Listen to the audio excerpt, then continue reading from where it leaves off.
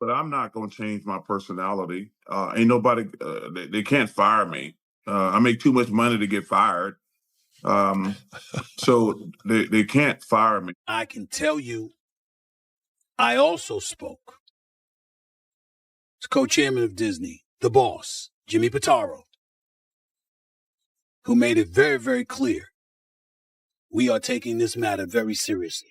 Charles Barkley is turning ESPN all the way upside down, and Shannon Sharpe is straight up fuming. Barkley just secured a mind-blowing $210 million deal, and now he's walking around like he runs the place. He's dodging extra appearances, skipping meetings, brushing off whatever corporate wants, and basically daring ESPN to fire him like, do it if you bad. Meanwhile, Shannon, he's sidelined, watching the madness play out after he got tossed from the network, all because of a scandal that blew up way too fast. And he's not keeping his feelings bottled up either. Nah, Shannon's been low-key throwing darts at ESPN like, why does Charles get to act wild and stay rich while I get shown the door? This ain't just tension, this is pressure building. Shannon's tangled up in legal issues, trying to tiptoe around morality clauses just to protect his name, while top execs keep breathing down his neck. But Chuck, that man's floating. No stress, no obligations, just cashing checks and living loud. Word in the streets, Chuck pulled up on Outkick's Don't At Me with Dan Dakich and let it all fly. He straight told ESPN, I'm not talking about the Lakers, period. If y'all don't like it, too bad. He said he's not censoring himself for any paycheck.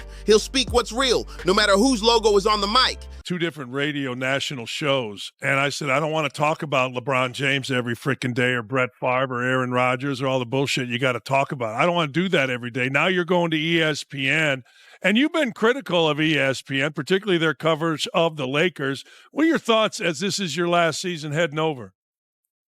Yeah, Dan, I'm not going to change. I'm going to do what I want to do. Nobody's going to tell me what to say or what to do.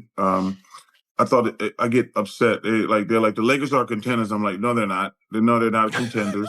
You know, Kendrick Perkins, who don't know his ass from a hole in the wall. He's like, the Lakers are contenders. Lakers are contenders, and I said, they're not contenders.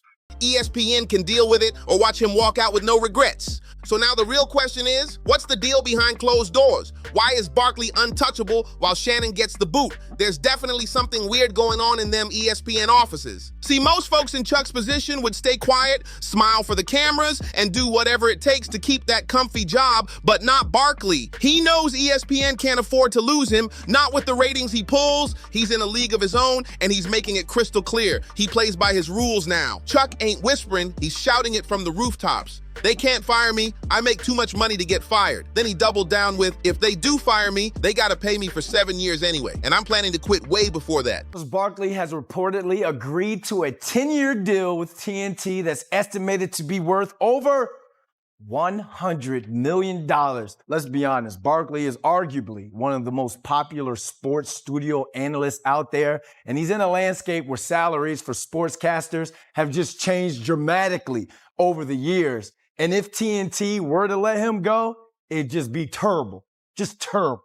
But hey, if they feel bold, I'd love to see them try. That's not just confidence. That's big boss energy. Barkley straight up said the only person making decisions about his future is him. ESPN question mark. They're just spectators at this point, and he's not bluffing. He's got receipts to back it up. Back in 2022, Chuck signed a monster contract. 10 years, $210 million just for showing up and keeping it real on the highest rated basketball pregame and post-game shows in the game. That's not a regular contract. That's straight up generational money. Now here's where it gets even more wild. If Charles decides to ignore a few rules or say something off script, ESPN can't do a thing without paying him every last cent of that deal. Yup, even if they wanted to cut ties, they'd still be on the hook for that full $210 million.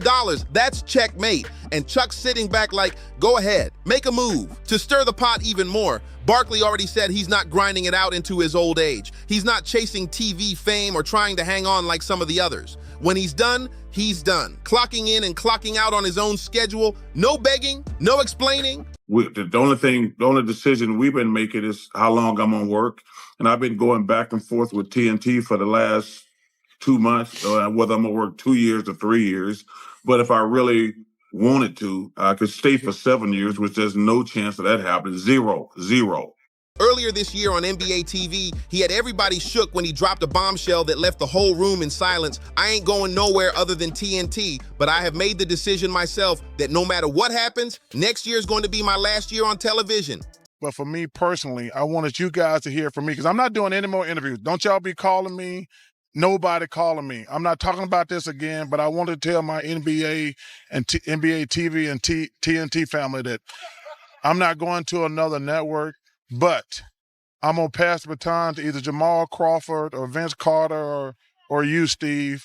But next year, I'm going to just retire after 25 years, and I just want to say thank you. And nah, that wasn't some slick negotiation move or a bluff for more cash. He meant every word. Charles Barkley ain't chasing another flashy offer. He ain't entertaining calls. He straight up said he's done with all that. No more meetings, no more deals, no more chasing checks. Other networks been blowing up his phone, but Chuck, he's not even picking up.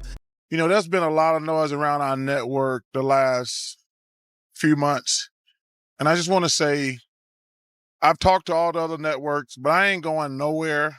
And when he chopped it up with Outkick not long ago, his vibe was the same. Calm, cool, locked in. He's not being dragged around by contracts or execs. Even with 7 full years still left on that jaw-dropping $210 million deal, Charles told them straight, he's not finishing it. TNT and him are already talking exit plans, and he's the one setting the terms, not the suits in the boardroom. And let's be clear, ESPN better not even think about firing him mid-contract. If they do, that's a $210 million L they'd have to swallow just to get rid of a man who refuses to play by their playbook. Chuck's walking around with ultimate freedom, no leash, no filter, no fear. And here's where it gets even messier. Barkley's already said he's not pulling up to shows like Get Up, First Take, or SportsCenter once ESPN takes over. That's not the vision he's got for himself. And honestly, it would have been the perfect setup. With TNT Sports losing the NBA rights, ESPN is about to take over that legendary Inside the NBA style format. So now Charles is technically stepping into ESPN turf, and knowing how ESPN operates, you already know they're going to try to get their money's worth, sticking him in every segment possible, from morning shows to game night panels. But Chuck's not falling for that trap. He's already putting up boundaries, hard ones. He's not about to burn himself out tap dancing for every ESPN show just to make executives feel like their money's being well spent. And the real kicker, he's not even cool with sharing the screen with certain ESPN names either. So now the tension's rising. ESPN's got a powerhouse they can't control, and Charles Barkley's not about to play along. He's doing this his way, like always. Let's keep it real. Chuck's not vibing with Stephen A. Smith or Kendrick Perkins, and the tension is thick, especially when it comes to Perk. Barkley once joked that Perkins can't tell the difference between a hole in the wall and his own face. That's straight up savage. So if you were expecting any friendly banter between those two, don't hold your breath. That relationship's colder than an NBA bench in the fourth quarter. Here's the bottom line. Charles Barkley is ESPN's biggest headache, but also their biggest asset. They can't stand how bold he is, but they can't afford to lose him either. And you know who's watching all this chaos unfold? Shannon Sharpe, still tight about how things went down? Think about it. This is the same network that tossed Shannon the minute he got wrapped up in that lawsuit. Meanwhile, they're practically rolling out the red carpet for Chuck. That's got Shannon looking around like, so we're just picking favorites now? And here's where it gets even juicier. Rumor has it Shannon had some spicy words for his new coworker Barkley behind closed doors. But before he gets too fired up, he might need to take a step back and realize something major. He and Chuck are playing two completely different games. Let's break it down real smooth. Chuck is a legend, not just in basketball, but in media. He's got a bigger-than-life personality, headline power, and a legacy that moves numbers every time he speaks. Meanwhile, Shannon, he's holding his own, is no doubt, but the game is different. According to the New York Times, ESPN's cutting him a $6.5 million yearly check just to debate with Stephen A. 2 times a week on First Take. Sounds like a sweet deal, right? But here's the catch. That kind of money don't come with immunity. The minute Shannon's name got tied to that civil lawsuit involving a young woman, ESPN didn't even hesitate. No warning, no meeting, just goodbye. This is all being orchestrated by Tony Buzbee, who has targeted Jay-Z. Tony Buzbee targets black men, and I believe he's going to release a 30-second clip of a sex tape that tries to make me look guilty and play into every stereotype you could possibly imagine. That video should actually be 10 minutes or so. Hey Tony, instead of releasing your edit, put the whole video out. I don't have it, or I would myself. You know what happened, and you're trying to manipulate the media. The encounter in question took place during the day at her invitation, and now that appears to be a deliberate setup, coordinated by Gabby, also known as Carly on OnlyFans. Gabby and Tony Buzbee want $50 million. What they're getting is sued for defamation and trying to take me down. My career is all about real talk and honesty. I know my family and fans know exactly what this is about. And I'm going to be out there telling you whatever I need to say just like I always do. That's the cold truth. They didn't shield him, they didn't back him, and why? Because he doesn't have that untouchable aura like Chuck. Charles can stir the pot, call folks out, break the mold, and he still gets paid in full. ESPN ain't pushing back because they need him more than he needs them, but it's also deeper than just fame and numbers. We gotta remember, ESPN is under the Disney umbrella, and Disney, they're not playing when it comes to image control. Every single deal comes wrapped in one of those slick morality clauses. Translation, if you embarrass the brand, even by accident, they can cut you loose without a second thought. These contracts don't play fair. They're filled with vague language like public disrepute, humiliation, or anything they feel might damage the brand. And once they decide you're a liability, you're out of there, fast. So while Chuck's out here breaking the rules and making demands, Shannon's finding out the hard way. It's not just about the check, it's about the leverage. Let's break it down plain and simple. If Disney thinks your name brings bad headlines, you're out. No second chances, no let's talk it over meetings. The execs at the top, they're on full-time image patrol when it comes to protecting the mouse. And once they decide you're a problem, it's a wrap. That's exactly what happened with Shannon Sharpe. His scandal gave Disney and ESPN the perfect excuse to cut ties, and they didn't even flinch. Let's keep it real. They didn't fire him just because. This wasn't random. Shannon definitely got himself into a situation that made people uncomfortable. He's 56 years old, and when word spread that he was allegedly involved with a 19-year-old, the public wasn't feeling it. Social media lit up with side eyes and judgment. Whether it was legal or not, the optics were not good, especially under Disney's squeaky clean brand. Now let's be honest, Shannon's been around this game for a long time. He's been in the spotlight for decades. You'd think by now someone in his camp would have told him to tighten it up, maybe even lock it down legally before it got messy, especially after last year's Instagram mess where fans caught a little too much of his private life and had his bedroom drama trending. But clearly, the lessons still haven't landed. And when Disney decides to clean house, they do it fast and silent. Word behind the scenes is Shannon might already be unofficially blacklisted from the network. And if that wasn't enough smoke, here comes the fire. Even Stephen A. Smith confirmed he personally had a conversation with Disney's CEO about Shannon's situation. That's serious. I can tell you, I also spoke as co-chairman of Disney, the boss, Jimmy Pitaro, who made it very, very clear we are taking this matter very seriously, and we are looking into this very, very closely. When the head of the whole company steps in, that's not just rumors, that's full-on damage control. Shannon's in deep waters, and this time, he might not get pulled back to shore. Now look, it's easy to see why Shannon Sharpe might be feeling bitter after how things went down, but let's not act like everything was sweet behind the scenes. Truth is, he wasn't exactly beloved at every stop along his career. Whispers have been floating around since his Fox Sports days. One insider even claimed that way before this current $50 million legal battle. Shannon was accused of putting hands on a female production assistant. Yeah, that's the kind of mess that doesn't just fade quietly. In Disney, they don't play those games. Once they caught wind of the risk, they move quick. No debates, no damage control tour, just a clean break, and possibly a permanent one.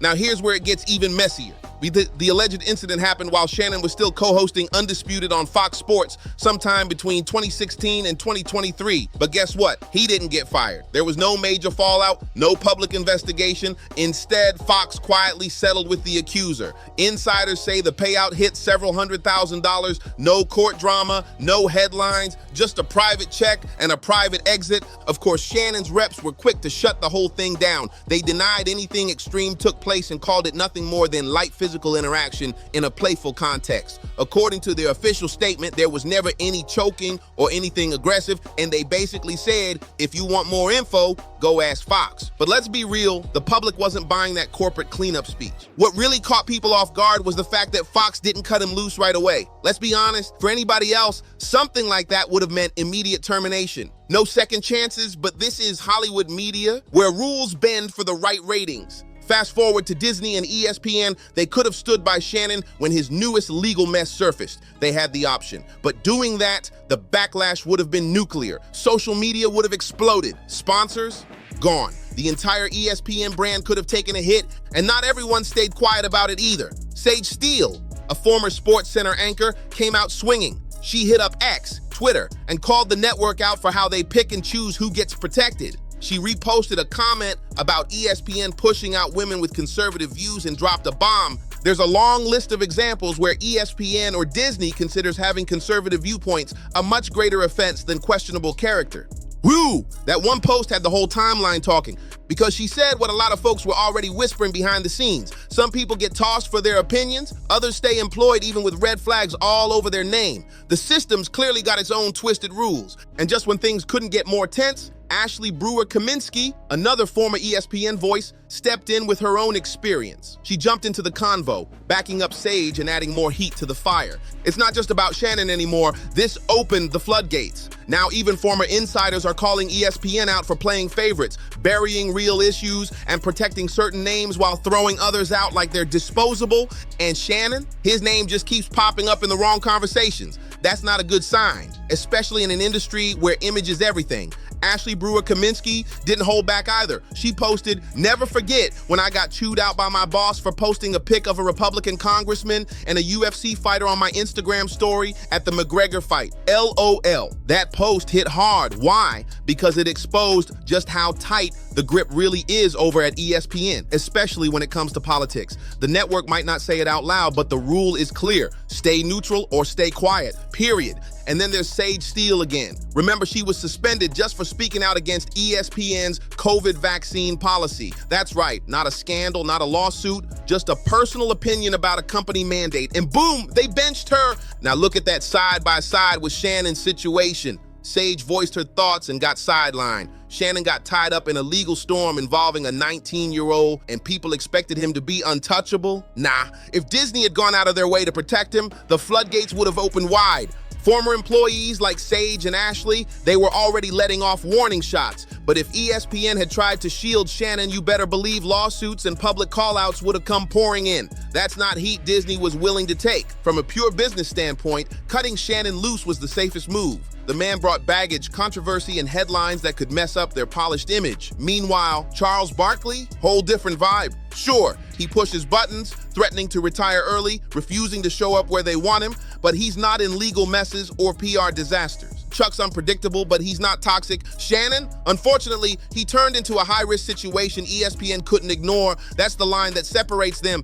Even Stephen A. Smith, who's had Shannon's back since day one, admitted the truth. He said when Shannon and ESPN decided to part ways, it was a blow to the show, a blow to me personally because I'm going to miss him. But then he kept it real with the follow-up. It was not a surprise. Stephen A's been riding with ESPN since 2003. He knows exactly how the game works. If you don't move smart, stay clean, and watch every step, you're out, period. So yeah, it hurt to lose Shannon, but even his closest ally knew it was coming. Meanwhile, Charles Barkley's out here doing whatever he wants, whenever he wants, bending every corporate rule in sight and still getting VIP treatment. Why? Because he's the ratings king and ESPN knows it. Losing him would cost them millions. So they let him speak freely, skip appearances, and clown whoever he wants because Chuck equals views. That's the reality. Shannon didn't get played, he played himself. Now it's your turn. What do you think? Does Shannon have a right to feel salty? Should he be aiming at the network or at Chuck? Or is this all just the price of fame when you forget the rules of the game? Drop your thoughts in the comments. We want to hear everything. And if you're feeling this breakdown, make sure you like the video, subscribe for more deep dives into the wildest celeb drama, and turn on that notification bell so you never miss a drop. See you in the next one.